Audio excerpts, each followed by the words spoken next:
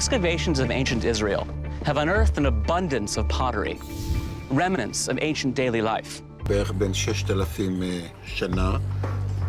מה שאנחנו הולכים לחפש פה זה עצמות של תינוק. אנחנו רואים שהכד... To determine if this jar contains a 6,000-year-old baby, archaeologists must send it through a CT scan. וואו, יפהפייה. איזה גולגולת. פנטסטי. הנה כאן אנחנו רואים את הגולגולת. כאן זה עמוד השדרה, והצלעות הן פה, וכאן זה האגן. אנחנו רואים פה את הטיביה, יש פה עוד טיביה. נראה לי הירך. וכאן הרגליים שלה בעצם מקופלות. משוכן בתנוחה עוברית. המצב של העצמות הוא קטסטרופלי, אין שום סיכוי לעשות פה שחזור או רפאות. בסוף היום נצטרך פשוט לפרק את הכד הזה ולחפור את השלד החוצה. Fortunately, all the pieces are here. They just need to be put back together. It's the first step in determining if this child was sacrificed. One of the greatest tales of sacrifice comes from the biblical story of Abraham and Isaac. The book of Genesis tells us that Abraham is God's most loyal follower. In return for his faith, God promises to make Abraham the father of many nations. But when God demands Abraham kill his son, Isaac, it goes against all his spiritual beliefs. Abraham faces an impossible choice. He must sacrifice his beloved son or defy his God. Our possible sacrificial child comes from some of the earliest ancient settlements in the Holy Land of Abraham, at a place called Fetzael. 6,000 years ago, this land was known as Canaan. According to biblical tradition, at the time Canaanites were living here, their tribes paid tributes to many gods with offerings of goats, sheep, and grain, and sometimes children. My conscience came back after the request involving the children, and I started to refuse more and more. To put it carefully, most of these people followed a not very mainstream religion. So, you have Catholics, Protestants, all sorts of religions. These people, most of them, were Luciferians. And then you can say, religion is a fairy tale. God doesn't exist. None of that is real. Well, for these people, it is truth and reality. And they served something immaterial, what they called Lucifer. And I also was in contact with those circles, only I laughed at it because to me they were just clients. So, I went to places called churches of Satan. So now we are talking about Satanism. Yes. I didn't believe in any of this stuff, and was far from convinced if any of this was real. It was just a spectacle to you. Yes. In my opinion, the darkness and evil is within the people themselves. But then at some point, I was invited, which is why I'm telling you all this, to participate in sacrifices abroad.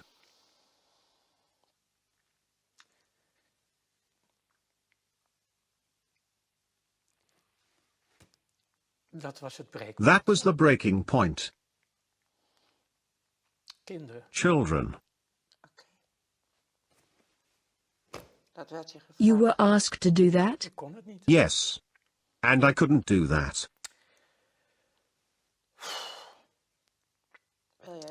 Would you like to stop for a moment, by the way?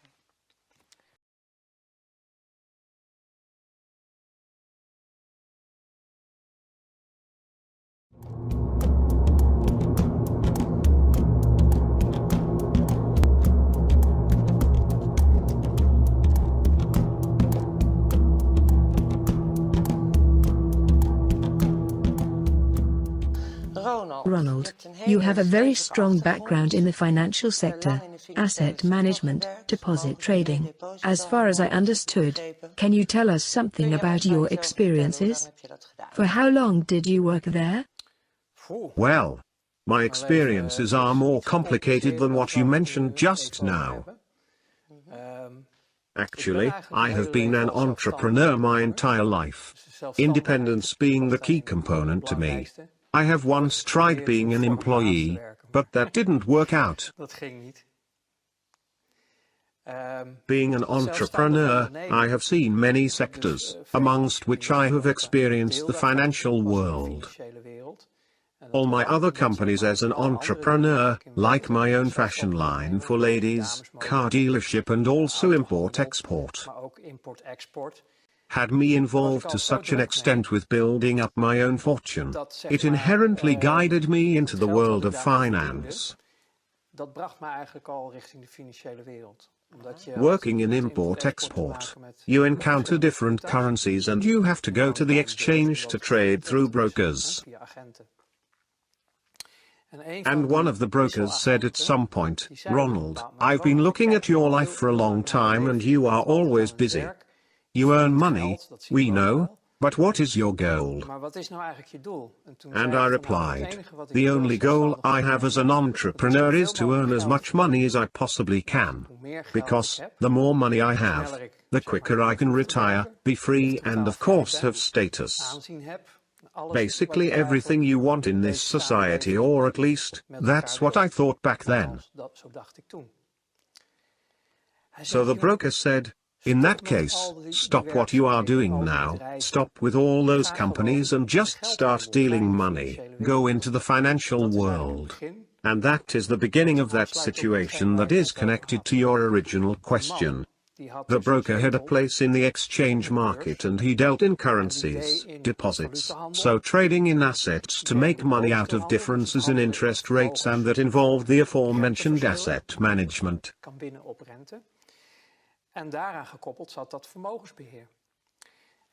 Those three aspects together formed the interested package I said yes to.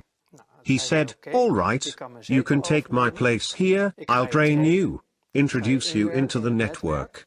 But in exchange I want 10% of your annual earnings."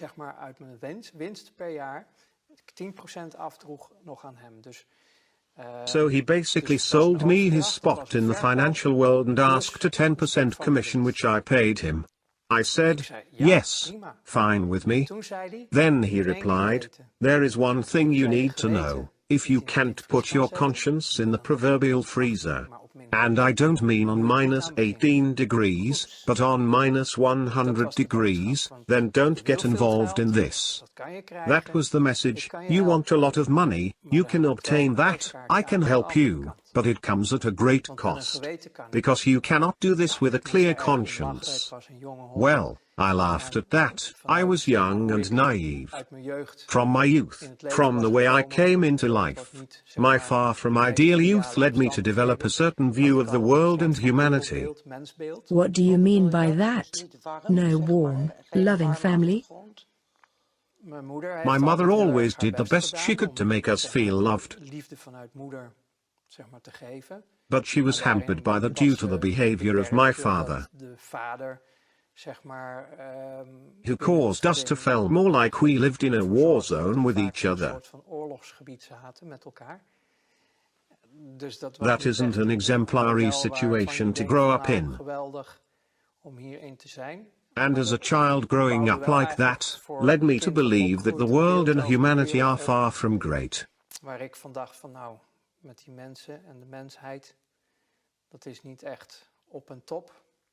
So putting your conscience in the freezer was fitting in as a starting point?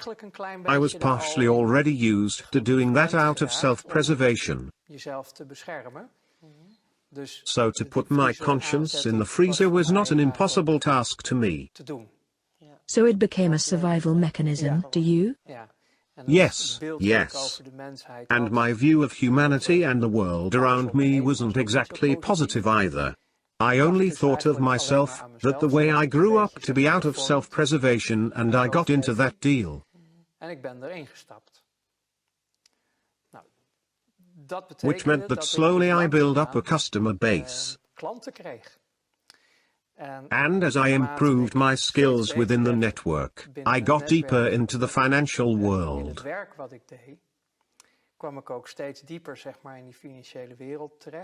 And then it turns out the world is really small, and you keep noticing that. Even when I was still working in import-export, dealing in grain and such, you notice it is just a small circle. And if we talk about the hardcore circle in the financial world, I don't mean Miss Jean at the bank, but the big global flows of money which you use for trading. De grote geldstromen die op aarde rondgaan, waar je mee gaat handelen. You are talking about worldwide cash flows, so not the Netherlands in particular where you started working? The Netherlands do play a distinct part in this story, but the world does not revolve around it. Maar Nederland is niet het centrum van de aarde. Nederland is een onderdeel The Netherlands are a part of a large global financial system, in which you work through exchange mark if you want to do official transactions. Als je officiële transacties wil doen, kan je dat via beurs doen. En heel veel banken, and many banks, who do the currency de exchange, geldwisselaars zijn, get certain assignments from clients, which they can't get away with easily. moeilijk mee weg kunnen. Then the need arises for people like me, who were the straw men where big money flows are involved. Je kan ook zeggen de loopjongen van het grote geld. We used certain financial constructions, international legislation, to move money in such a way making everything okay. Het geld zo gaan bewegen dat het allemaal oké is. So all supervisors, regulatory bodies that are in place worldwide, because they are. That no one wakes up seeing what is going on, like a year or two ago, with the scandal around Panama. The Panama Papers. Yes. Tax evasion. I think, well, it was about avoiding taxes. Tax evasion is when you break all the rules. This had to do with avoiding. But when you see what happened there, I'm like, guys, that is old news. And who are you bring with that, because it is peanuts and hardly relevant. However, for the common people, that is great news, but it is not anything big, but it does show there is something very wrong in this world. For example, there are people in the Netherlands, with certain positions, who have bank accounts in Panama, with legislation that allows them not to pay taxes in the Netherlands, which is completely legal. Constructions like that were part of my job. When we had to change currency, we had changes, the first boycotts in Iraq in the early 90s.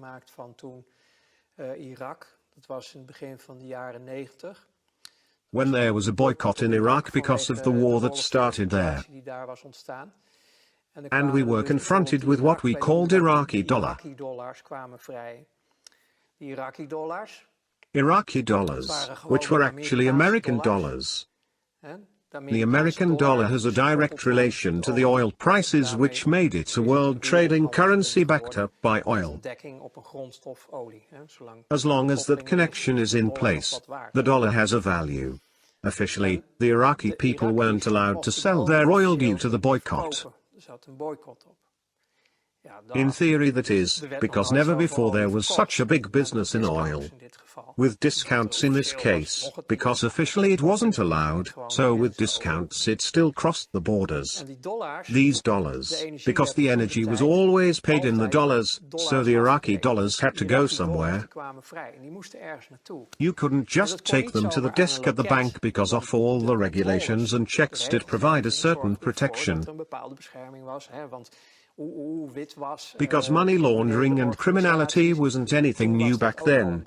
Now we call it terrorism. But that was then also the case. So, then you need people to take the heat. As straw men, you got invited to a bank, for example, in Germany's, with basements full of trucks filled with money. And then you think, sure. trucks, transports, a busy company. Come with me, then they show you they are all filled to maximum capacity with dollars. And they tell you we need to get rid of all this cash. So change them pounds, German marks, this, that, in such way, and it needs to go there and there. Are we now talking about money laundering? Well, processing cash. Processing cash in such a way that we can legally reintroduce it into the money circuit. So that was your task? That was an assignment my colleagues and I got. You are never alone on an assignment, because you cannot do this on your own. It is not possible. We all know Scrooge McDuck scooping money with his shovel. Well, we literally had to do that over there. It was impossible to process all at once. So, then you need to find a way. Cash used to be the predominant way of paying, where nowadays most is digital. But you tried to find a way to process the cash. How do you reintroduce the cash into the circuit so Iraq can deal in its soil without being hampered? Because they are the ones that own the money. Iraq doesn't want. Look, you mentioned money laundering, but what it was about the boycott, Iraq had to stick to the rules, and buy, you know, everything you want to know about the world. You can know by following the money. That is the bottom line. Everyone can say blah, blah, blah, but make sure you follow the money, then you'll find the truth. Same thing goes for that situation. So the only thing Iraq and their buying partners wanted was to remain free of any accusations. Because the partners who bought it were the ones placing the boycott in the first place, but they are actually all friends on the same side. Everybody thinks there are opposites like good and bad guys in the world. But on the higher levels, it is just a game and they are all working together. However, they do have to stick to the rules and regulations they themselves have created to keep the rest of society suppressed and make sure that it will not be too crowded at the top. So you have to play by your own rules. So what is going on there is to make sure that nobody can trace you, apart from the elite themselves. Nobody in lower ranks can find out what really happened. Compartmentalized, that's how we call it. Yes. Everyone knows only his own little piece. Only the elite knows what is happening. Yes, but because we were doing the dirty work, we had to know a lot. Because we couldn't afford to make any mistakes. How high in the pyramid did you get? Were you close to the top of the pyramid? Well, we were communicating with them. My ego would have loved it when I got to this position of belonging to the top itself. Nowadays we still talk about 8,000 to 8,500 people in the world who run the entire world. It would have been amazing to get into such a position back then. All right, but if we say the top knows 100%, can you estimate how much you knew and understood of what happened? In my work, I had to know 100% of what was going on. There was no other way, because of the interests of the people involved were huge. Especially for the top. If I wouldn't know all the details, I would end up making mistakes. Which would cause a spin-off, because those mistakes would be detected. Then the people that don't know anything about it would interfere. We are talking about having nerves of steel to function at this level. So did you have nerves of steel? Yes, it worked just fine. The freezer worked very well for you.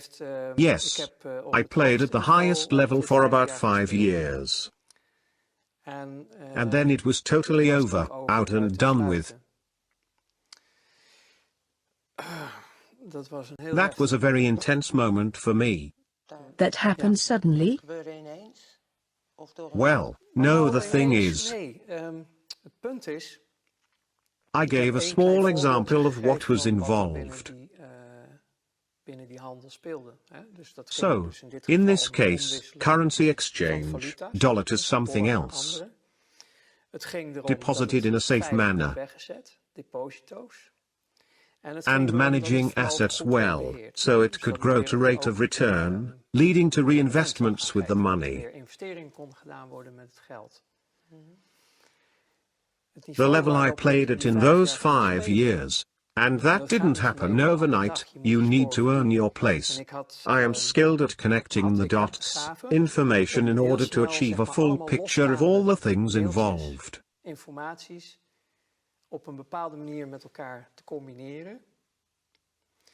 That need to be taken into account within the playing field, which is a very detailed process. You stand out when you are gifted in this. This is the reason I was trusted with the full 100% of the information where it concerned my jobs. So, I didn't know about everything they knew, but everything that I needed to know regarding the case I was working with colleagues. I was often put in the leading role, because I kept a good overview of the situation. You're good at making quick switches. Yes, and I was good at innovative thinking to solve the problem. I had fun creating solutions in such a way to always stay ahead and outsmart them. Staying within the rules of the game but playing around with them to make everything match up. I love that game. However, on the other hand, you had a great amount of responsibility and you learned more and more about the real world, since through the financial world you learn all of the actual truth. So you say all, in what regard? Well, your clients give you glimpses of how the world really works. In hindsight, I still didn't know everything. But I did know a lot. Because my clients were banks who didn't want blood on their hands. But within those banks there always is a number of people who know damn well what is going on. So, like 1% within a bank knows the truth of the matter regarding the happenings within the world. Which is not surprising, considering they are involved in the flows of money. Those are your clients. You also have governments to deal with, multinationals. You have to deal with secret services, and what they now call terrorist organizations. You get all of the groups that are involved with the big money as clients. Then you start seeing the connections. So, they might be compartmentalized as you just mentioned, regarding knowledge. But because I am in the middle, I see how they relate to another. You see the money coming from this place, then going to that place, etc. You keep gaining information and thereby an overview of what is really going on. So do you have to serve and keep all of those groups happy, including terrorist organizations? You were trying to keep everybody happy? Yes. My God. That was my job. Keeping all the balls in the air. Yes, indeed. So one of the things that I found out, I did not know that before, but now I do, is about secret services. You think they are there to serve and protect a people, country, etc., but they actually turn out to be the criminal organizations, to be more precise. The system is heavily so. We are talking about financing wars, creating wars, so basically creating a lot of misery in this world. So, lots of conflict. And then I think to myself, if only people knew what the world is really like. Secret services will stop at nothing. Nothing. But they also have their flows of money, because if they are trading in drugs or weapons or, for that matter, people, all that money has to go somewhere. Everything has to be financed. You say if, but you could confirm they are doing this? All of them? All of them? So the entire world as we think we know it, is just an illusion we believe in. Which is something you find out in this line of work and where it all went wrong for me, to put it that way. Right. You mean, finally that is. In hindsight, yes, it was for the best, but my freezer started to malfunction. There were things happening. For example, I went to a different trade market and one of my colleagues there said, "Ronald, you remember that case with the Italian lira? I sometimes mention that during talks as well. Do you remember those deals, in which we did massive dumping of the lira, which reduced the value of the currency? Which caused a company in Italy to be hit in such a way. They went bankrupt. And then you hear at the exchange, you remember that successful deal with the lira? Yes. And then they say, did you know that the owner committed suicide and left a family behind? Things like that. And back then we laughed at it. Altogether, all of us. We looked down on people, mocked them. It was just a product, waste. Everything was worthless trash. Nature, the planet, everything could burn and break. Just useless parasites. Just as long as we met our goals, as long as we were growing, many of my colleagues ended up drinking or using drugs. Not me. Maybe I should have. Or not. No, in hindsight, it was for the best and I'm happy to still be alive. However, all those horrible things started to eat at me. Can you give an example? Because I can sense a lot of terrible things happen to you.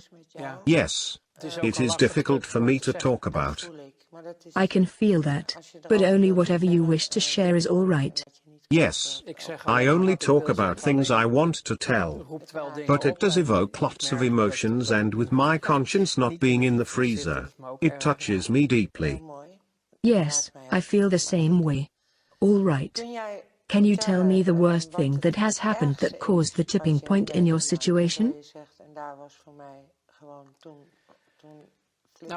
Well, that was the beginning of the end. You get so deep into these circles. And you sign a lifetime contract, not with blood or anything, to never disclose names of companies, organizations or people. I think that is why I am still alive. You have to stick to it. If we are talking about the worst things that I have experienced, I just told you about things that made the freezer glitch. My conscience started to show itself. Let's put it this way. I was training to become a psychopath and I failed. I did not complete the training and didn't become a psychopath. My conscience came back, and the most difficult part for me was, because I had such a great status there, I was a success. I was trusted with the people playing at this level. Mensen in deze wereld die dus op dat niveau speelden.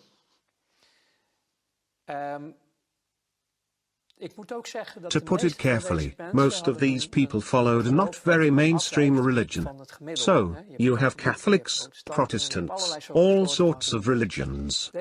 These people, most of them, were Luciferians. And then you can say, religion is a fairy tale, God doesn't exist. None of that is real. Well, for these people, it is truth and reality. And they served something immaterial, what they called Lucifer. And I also was in contact with those circles, only I laughed at it because to me they were just clients. So, I went to places called Churches of Satan. So now we are talking about Satanism. Yes. So, I visited these churches, just as a visitor, dropped by. And then they were doing their holy mass with naked women and liquor and stuff. And it just amused me. I didn't believe in any of this stuff, and was far from convinced if any of this was real. It was just a spectacle to you. Yes. In my opinion, the darkness and evil is within the people themselves. I didn't make the connection yet. So I was a guest in those circles, and it amused me greatly to see all those named women and the other things.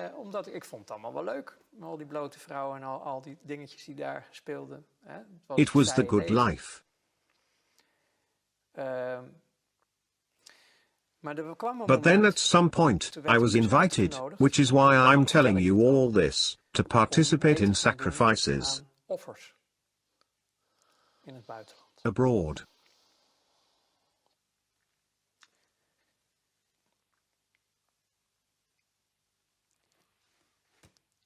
That was the breaking point. Children. You were asked to do that? Yes. And I couldn't do that.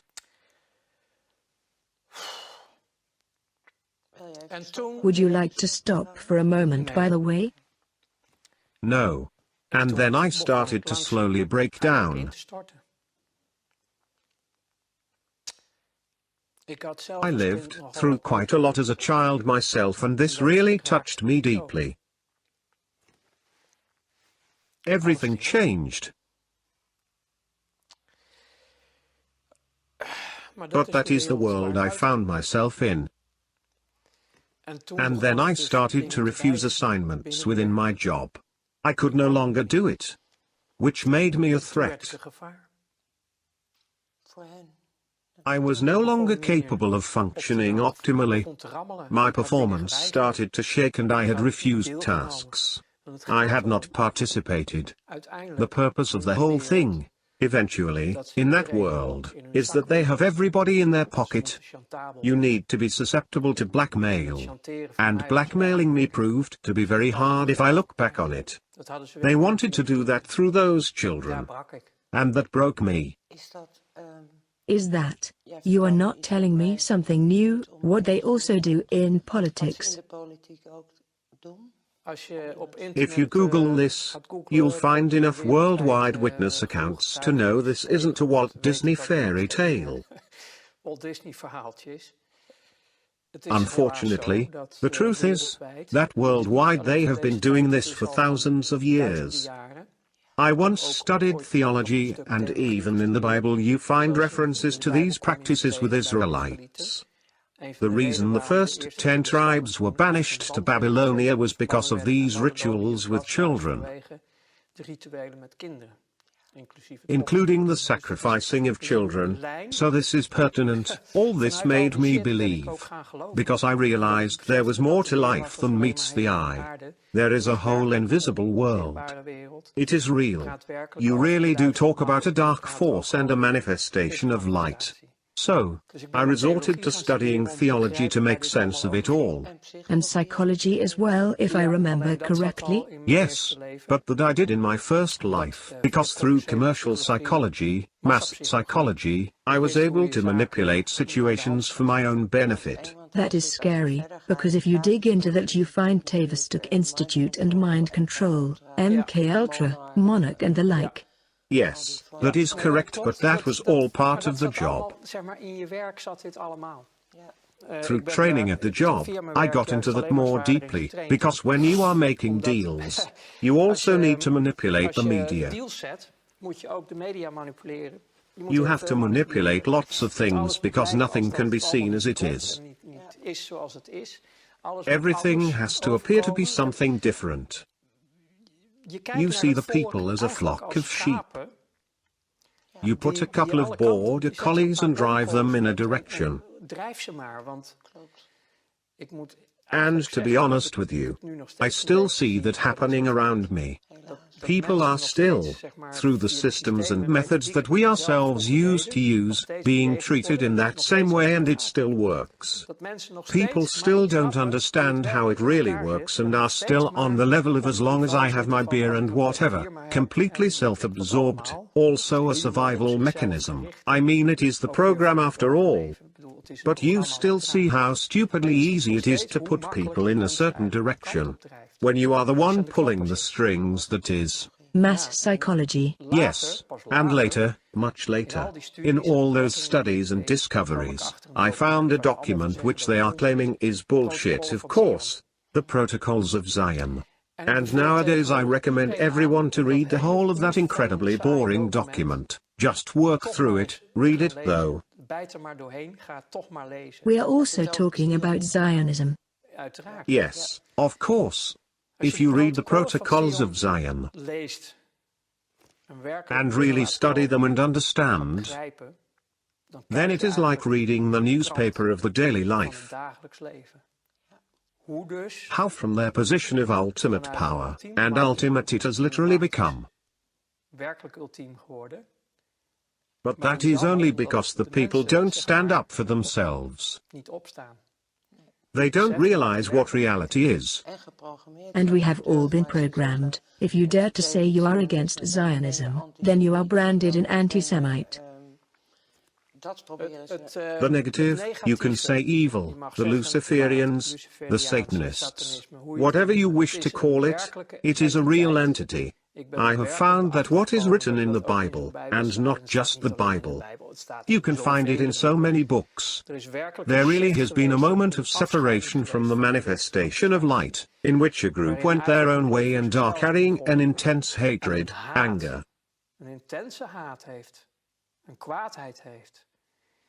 The people who do not underestimate the severity of this are but few.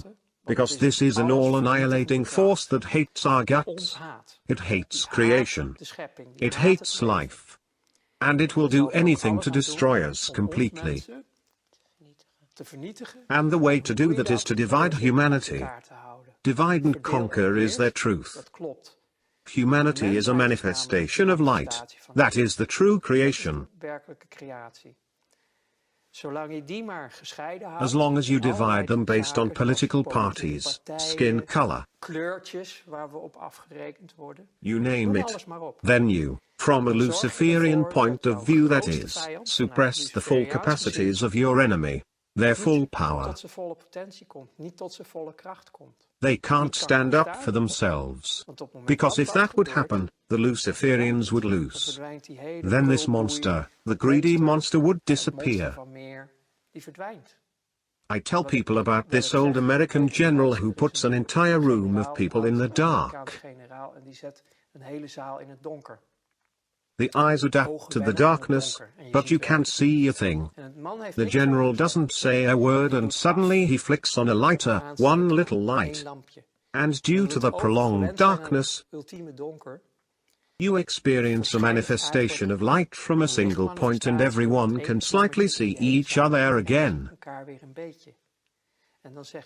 And then he says, that is the power of our light. Beautiful. Unite.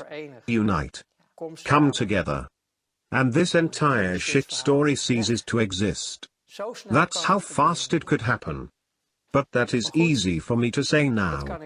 But then I was in a period of my life in which I was crumbling down. Could you tell us something specific about that? How did that happen? Because you were invited. I started to refuse assignments. My conscience came back after the request involving the children and I started to refuse more and more. I had a conscience and I couldn't function anymore.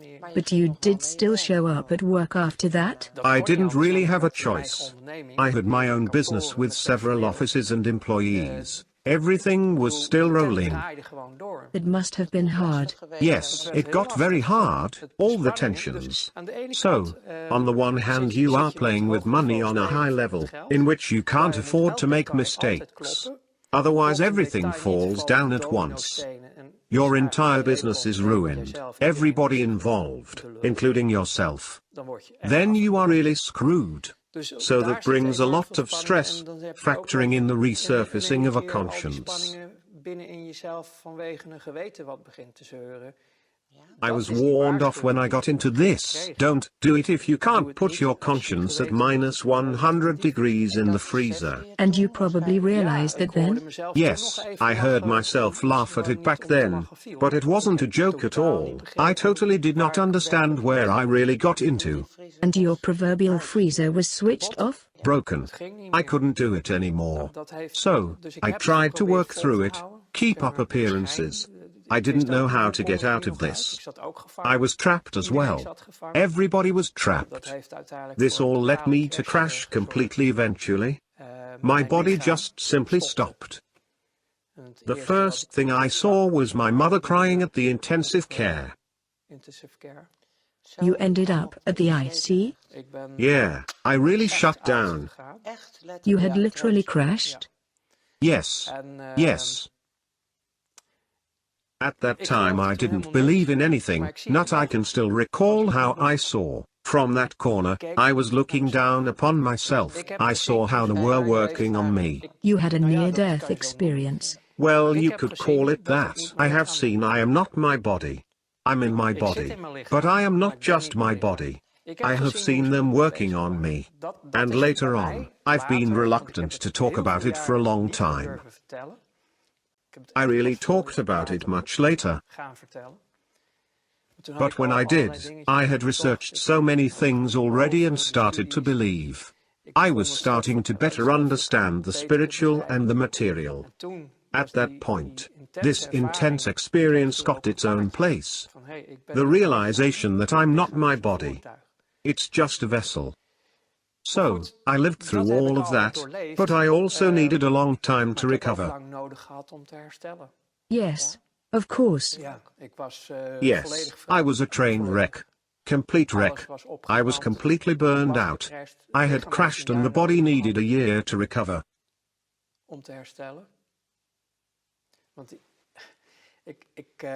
Because I don't really want to get into it now, but in those circles, I got tortured physically during my exit time. This was in order to make sure I would never break the contract of secrecy. So, I was taken for a certain amount of time. I was treated. All those factors together just increased the stress I was experiencing. Literally running full speed towards my own end. Do you mean abductions, as well call it, or programming? No, they exposed me to certain types of torture. That makes sure you'll never damage anyone in that world. I didn't realize that back then, so this is all from hindsight. It did all happen that way. So the end of my first life was so extreme that I couldn't handle it anymore. I couldn't handle it anymore, in no way. However, my mind power was so strong that it only happened within to my own body. That was, well, I didn't know what to do anymore. There were no options left for me. So that is why sometimes I think, of course that is not true, but I wish, like so many colleagues, I had taken the drugs and alcohol route. At least my end would have been more gentle, because most of them are just dead by now. Even though I know there are more strawmen walking around, there are little still alive whom I knew back then. Most of them are already gone. Well, I was dead too, but I'm still here. So, you still have something left to do. Yes, I suppose you could say that. But that is, I can't say in short, since I don't know how long we have been talking, the world that I found myself in. If you have any specific questions, then I can answer them, but I had hoped to be more concise, but I just don't know how. Well, you have my gratitude for all you have shared. To me, it is still a very big deal.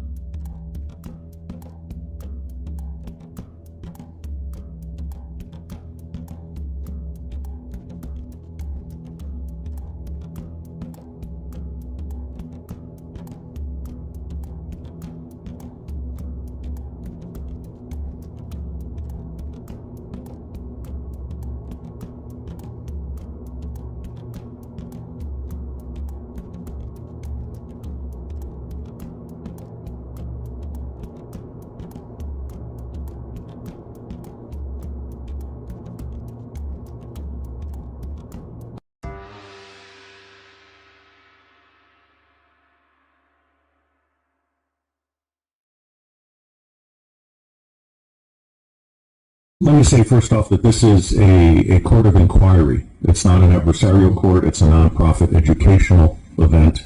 And with enormous energy and intelligence, all of us have been brought together to try to bring out some of the aspects. So if I may, I have prepared an overview statement based on my work these many past weeks. And I want to just say that as a parent and as a patriot, I'm absolutely outraged by what we're allowing to happen to our children. Humanity is judged on how you treat the weakest member of the society. Let me say that although pedophilia, which says child love, has nothing to do with the abuse of children, these children are not just kidnapped and in some cases bred by families as a cash crop. We have people in the United States of America that breed children in order to sell them. And when they're sold, they come without birth certificates, which means it's easier to kill them and have no one ask where they are. We're also importing children by the plane load. Again, children who have no documentation. It's not just child slavery or child sex abuse. It's also child torture, because you have adrenalized blood. You have the whole blood drinking ceremony of the satanic world. It's also the use of children for harvesting body organs. We'll have the Falun Gong testimony tomorrow. One of the reasons that the Falun Gong are so popular is because they're so healthy, so that you can harvest their body organs and get the very best. And then you have ritual ceremonies and ritual murder, as well as incidental murder. But I know the system. I've been a spy all over the world. I have created the Marine Corps Intelligence Command. I have trained intelligence and law enforcement representatives, over 8,000 of them from across 66 countries. They're all, without exception, good people trapped in a bad system. And one of the most wonderful things that this court could achieve, now that we've had Pizzagate, for example, which opened people's mind, is we could achieve an opening of the public mind and an absolute imperative from the public to governments, including the U.S. government, which I think is the center of gravity in so many ways.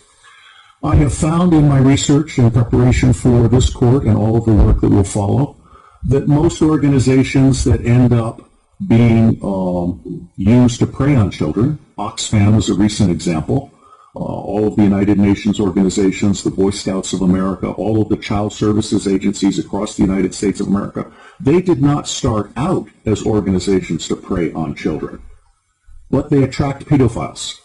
And ultimately, pedophiles end up rising in the ranks and controlling those organizations, so that an organization that initially started out in the service of children becomes an organization that is in fact hunting children.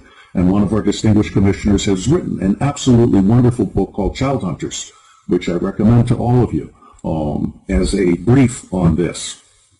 Now, it's not my working assumption, but the working assumption yet to be proven, that the totality of the children disappearing worldwide is toward 8 million people, toward 8 million children.